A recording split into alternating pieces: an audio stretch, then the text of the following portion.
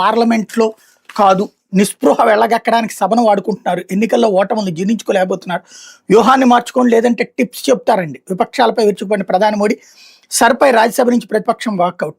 Parliament అనేది సేవల అందజేతకు తప్పిస్తే నాటకాలకు వేదిక కాదని ప్రధాని నరేంద్ర మోడీ స్పష్టం చేశారు. ఎన్నికల్లో ఓటములతో నిస్పృహలో ఉన్న విపక్షాలు ఆ కోపాన్ని తీర్చుకునేందుకు పార్లమెంట్ను ఉపయోగించుకుంటున్నాయని విమర్శించారు. ఎన్నికల సన్నాహక కసరత్తులు చేసే ప్రాంతంగా చట్టసభల ప్రాంగణాన్ని గత కొంతకాలం నుంచి మార్చేస్తున్నాయని విరుచుకుపడ్డారు.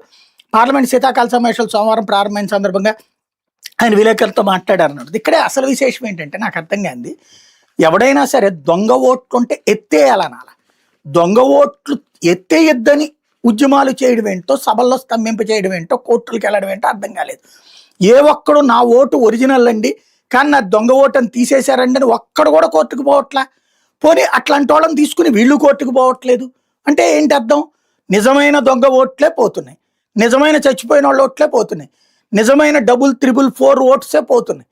దాన్ని కవర్ చేసుకురావడానికి, గెలుస్తున్నటువంటి బీజేపీని బద్నాం చేయడానికి ఈ డ్రామా ఆడుతున్నారన్నది స్పష్టమవుతుంది. లేకపోతే మద్యం ముడుపుల సొమ్ముని నగదు నగల